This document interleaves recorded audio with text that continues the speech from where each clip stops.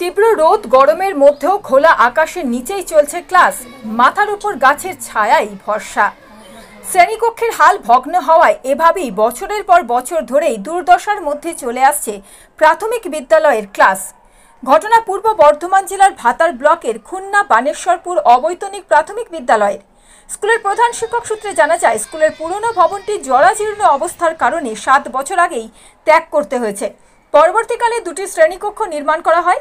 এই দুটি শ্রেণীকক্ষে 4টি শ্রেণী পড়ুয়াদের একসাথে বসেই ক্লাস করতে হয়, আর ঘরের অভাবে বাকি দুটি ক্লাস চলে গাছতলায়। আমরা গাছতলায় ক্লাস করছি এবং হঠাৎ করে যদি বৃষ্টি নামে তখন আমরা ভিজে যেতে পারি এবং আমাদের বইপত্র ভিজে যেতে পারে। তাই আমরা চাই যে একটি নতুন ক্লাসরুম হয়ে আমরা সুস্থভাবে ক্লাস করতে পারি।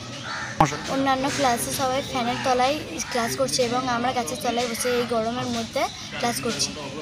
আমরা চাইছি যে নতুন একটা স্কুল হয়ে ওখানে আমরা ভালোভাবে ক্লাস করতে পারি ফ্যানের তলায় বসে। খুন্না বানেশ্বরপুর অবৈতনিক প্রাথমিক বিদ্যালয়টি প্রতিষ্ঠা হয়েছিল 1951 সালে।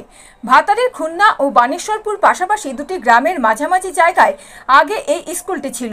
পরবর্তীকালে দুটি গ্রামেই জনসংখ্যা বাড়তে থাকে। এরপর বড়বেলুন গ্রামের বাসিন্দা জনৈক চন্দ্রনাথ রায় বানেশ্বরপুর গ্রামের কাছে বেশ কিছুটা জমি দান করেন স্কুলের জন্য। ওই জমিতে গ্রামবাসীরা নিজেরা চাঁদা তুলে স্কুলের ভবন নির্মাণ করেন 1967 সাল নাগাদ। তখন থেকেই বানেশ্বরপুর গ্রামে স্কুলটি স্থানান্তর হয়। তারপরে খুন্না গ্রামেও পৃথক স্কুল প্রতিষ্ঠা হয়েছে। বানেশ্বরপুর গ্রামের প্রাথমিক স্কুলের ছাত্রছাত্রীর সংখ্যা বর্তমানে 125 জন। শিক্ষক শিক্ষিকা মিলে রয়েছেন 6 জন, তাদের মধ্যে একজন রয়েছেন পার্শ্ব শিক্ষিকা। খুন্না বানেশ্বরপুর অবৈতনিক প্রাথমিক বিদ্যালয়ের প্রধান শিক্ষক শেখ জানে আলম জানান, ক্লাস চলছে গাছতলায়, কি কেন এই অবস্থা কেন? 12 জুন 2024 আমি এই বিদ্যালয়ে প্রধান শিক্ষক হিসেবে যোগদান করি এবং যোগদান করার পর দেখি যে আমাদের, যদিও আমি এখানকার স্থানীয়, পুরনো যে আমাদের ক্লাসরুম রয়েছে, ক্লাসরুমগুলো একদম ভগ্নপ্রায় দশা, অব্যবহৃত অবস্থায় পড়ে আছে এবং বিল্ডিংয়ের সমস্ত চ্যাঙ্গর ট্যাঙ্গর সব ভেঙে ভেঙে পড়ছে। তো আমি আমাদের প্রাক্তন যিনি ভারপ্রাপ্ত প্রধান শিক্ষক ছিলেন শ্রী সুবিনয় মোদক, ওনাকে বললাম যে এই অবস্থায় উনি সমস্ত পেপারপত্র, উনি এর আগে ডিপিএসসি চেয়ারম্যান, আমাদের ভাতার ব্লক প্রশাসন, সব জায়গায় উনি আবেদন করেছেন, কিন্তু এখনও পর্যন্ত আমাদের প্রশাসনের তরফ থেকে আমাদের কোনো রকম সহযোগিতা পাইনি। এখন আমি প্রশাসনের কাছে আবেদন রাখবো যে বর্তমান বিল্ডিংটার বর্তমান ঘরগুলো, শ্রেণীকক্ষগুলোর যা অবস্থা, তাতে যে কোনো সময় বড় ধরনের বিপদ ঘটে যেতে পারে এবং বাচ্চাদেরকে নিয়ে আমাদের ক্লাস, এবং এখন আপনারা দেখতেই পাচ্ছেন যে আমাদের ক্লাস চলছে গাছতলায়। আজকের দিনে গাছতলায় ক্লাস, এটা সত্যি ভাবা যায় না। প্রশাসনের কাছে, বিশেষ করে ভাতার ব্লক প্রশাসন, বর্ধমান জেলা প্রশাসন এবং আমাদের মাননীয় মুখ্যমন্ত্রীর কাছে আমি আবেদন রাখবো যে ইমিডিয়েটলি একটা সংখ্যালঘু অধ্যুষিত গ্রাম, যেখানে সংখ্যালঘুদের জন্য সরকার বিভিন্ন রকম উন্নয়নের কাজ করে চলেছেন, সে জায়গায় দাঁড়িয়ে একটা সংখ্যালঘু অধ্যুষিত গ্রাম এই বানেশ্বরপুর প্রাথমিক বিদ্যালয় যাতে খুব দ্রুত পুরনো শ্রেণীকক্ষগুলোকে ভেঙে দিয়ে নতুনভাবে আবার যাতে শ্রেণীকক্ষ তৈরি করা যায়, সেটাই প্রশাসনের কাছে আবেদন রাখবো। কতগুলো শ্রেণী আছে? শ্রেণী, পুরনো যে শ্রেণীগুলো আছে ওগুলো স্কুলে কটা ছাত্র? 6টা রুম আছে। স্কুলে পুরনো শ্রেণীকক্ষ 6টা রুম আছে এবং নতুন 2005-06 দুটো শ্রেণীকক্ষ তৈরি হয়েছে। স্টুডেন্ট কত? বর্তমানে আমাদের ছাত্রছাত্রীর সংখ্যা 123 এবং ব্যবহারযোগ্য রুম 2টো।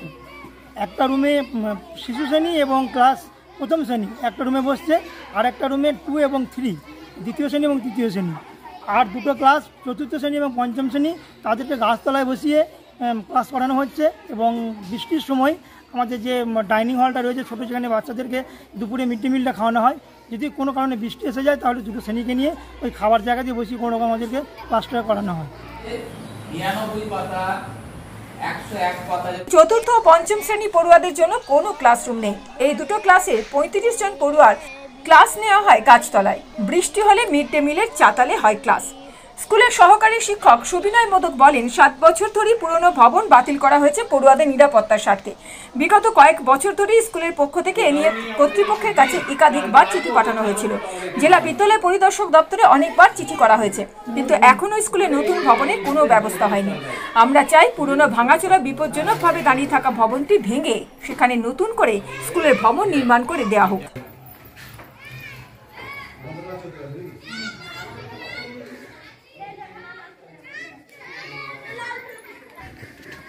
স্কুলের এই অবস্থা কতদিন? মোটামুটি বছর 10-12 এরকম অবস্থা চলছে এবং একেবারে ভগ্নদশা, মানে ব্যবহারের অযোগ্য হয়ে উঠেছে 2017 সালে। সেই সময় আমি ভারপ্রাপ্ত শিক্ষক ছিলাম। তো আমরা সবাই ঠিক করি যে গ্রামের মানুষজনকে ডেকে কি করা যায় সেটা আমরা তাদের সঙ্গে আলোচনা করব এবং আমরা একটা মিটিং ডাকি, যেখানে আমাদের স্কুল লেভেল মনিটরিং কমিটি ছিলেন এবং গ্রামের মা বাবারা, বাচ্চাদের মা বাবারাও ছিলেন এবং প্রত্যেকের সঙ্গে আলোচনা করে এই সিদ্ধান্তে আসা হয় যে এই বিল্ডিং খুবই বিপজ্জনক অবস্থা এবং এইখানে যে কোনো দিন দুর্ঘটনা ঘটে যেতে পারে, সেক্ষেত্রে একটা বড় রকম কোনো ক্ষতি হতে পারে, সেহেতু এই বিল্ডিংকে পরিত্যাগ করাই শ্রেয়। সেই জন্য আমরা আর এই বিল্ডিংয়ে কোনো রকম ক্লাস করি না। সেই থেকে আমরা যা ক্লাস করতে হয়, মাস্টারমশাই আমাদের প্রধান শিক্ষক মহাশয় বললেন যে দুটো ক্লাস করে 2টো রুম আছে আমাদের, সেই 2টো রুমে বসানো হয় এবং বাকি 2টো রুম প্রায় 4-5 টোটাল 35 জন স্টুডেন্টকে আমরা গাছতলায় বসাই। অন্যদিকে এই বিষয় নিয়ে সরব হয়েছে বাম ছাত্র সংগঠন এসএফআই। সংগঠনের পূর্ব বর্ধমান জেলা সম্পাদক অনির্বাণ রায়চৌধুরী বলেন, এই ঘটনা তো শুধুমাত্র আজকে নয়, এর আগেও আমরা দেখতে পেরেছি রাজ্যের বিভিন্ন প্রান্তে এবং আমাদের জেলারও কয়েক জায়গায়। কোটা শিক্ষা ব্যবস্থার পরিকাঠামো ব্যবস্থা ভেঙে পড়লে যে সমস্যাগুলো দেখা যায় তারই প্রতিচ্ছবি লক্ষ্য হচ্ছে। কখনো দেখতে পাচ্ছি ভাতারে। কার্যত আমরা দীর্ঘদিন ধরে এসএফআইয়ের পক্ষ থেকে বলে এসেছি আমাদের কেন্দ্রীয় দাবি যে শিক্ষা খাতে ব্যয় বরাদ্দ জিডিপির 6% করতে হবে। একইভাবে রাজ্যের আপনারা দেখতে পেলেন কিছুদিন আগে শিক্ষা ব্যবস্থার জন্য বাজেট বরাদ্দ করা হয়েছে। সে বাজেটেও আমরা দেখতে পেলাম যে আগের যে বাজেট বর্ষগুলো ছিল তার থেকে বাজেট কমিয়ে দেওয়া হচ্ছে এবং এর ফলেই তো আমরা দেখতে পাই যে ইনফ্রাস্ট্রাকচার ডেভেলপমেন্ট করার জন্য যে টাকা এই নির্দিষ্ট স্কুলগুলোর পরিচালন ব্যবস্থাকে দেওয়া দরকার দিতে পারছে না। তার জন্যই এই স্কুলগুলোর কখনো বিল্ডিং হয়ে পড়ছে, কখনো বিল্ডিংয়ের এমন জরাজীর্ণ অবস্থা হয়ে পড়ছে যে সেই বিল্ডিংয়ে মৃত্যু ফাঁদের মধ্যে পড়ে থেকে ছাত্রছাত্রীরা ক্লাস করছে। তার জন্যই আমরা দেখতে পাচ্ছি এ তো মাস্টারমশাইদের সমস্যা না, এটা শিক্ষা ব্যবস্থার সমস্যা। নিশ্চিতভাবেই ডিআই অফিসে এটি নিয়ে কথা বলবো এবং ডিএমকেও জানাবো যে এই স্কুল বিল্ডিং যেন সেখানে তৈরি করা হয়।